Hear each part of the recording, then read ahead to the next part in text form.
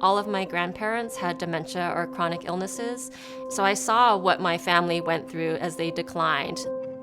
My grandfather, who came to the US and learned English in his 60s, had dementia strip away his mind in his 80s. He ended up spending the last few years of his life sedated by medications in a nursing home. What I'm hoping to share are the lessons that I've learned from geriatrics that can help other people avoid the experiences that I had.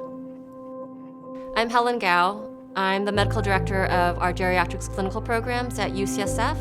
I'm a geriatrics and palliative care doctor, and I oversee our health calls and our Bridges program. I'm a geriatrician because I feel really strongly that we don't provide the right kind of care to older adults and adults with complex medical conditions. Whether my patient has dementia or heart disease, I have to find out what makes them happy and what makes their life meaningful, and not just what makes them sick. By nature of going into patients' homes, we meet their families, we meet the caregivers and the pets that are important to them, and we see how they live their daily lives.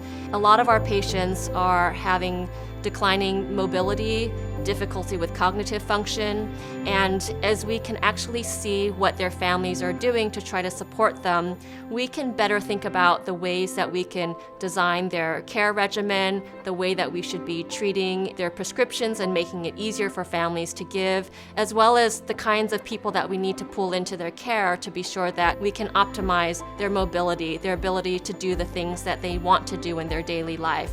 People often think about, well, you have to go to a clinic or hospital to get all of the things that you need in a hospital.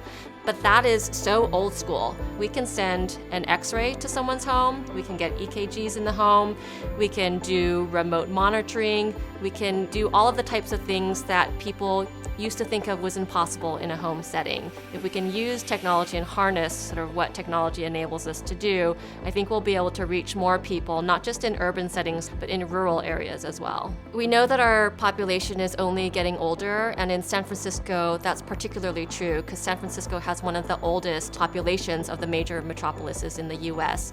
So we've been trying to address that incredible need for homebound care by expanding our health calls and Bridges programs. We've doubled our physician number, added a nurse practitioner, as well as our first social worker. From 2 to 3 years ago, when we had a patient panel of about 100 patients at any given time, by the end of the year, we'll have 300 patients that we're serving. If we took care of our aging population in their homes, in clinics, not in the hospital, we would save Medicare hundreds and thousands of millions of dollars and be able to take care of patients better, improve their quality of life, keep them more functional, and improve job satisfaction for a lot of doctors who struggle with trying to figure out how to keep their patients safe and give them the best well-being possible. What patients really need are doctors who have the audacity, the curiosity, and the creativity to think about all the facets of what patients need to improve their health so that they can live their lives, including the last years of their life, as they would wish. This is the kind of care that we should have. This is the kind of care that's possible and that we should ask for.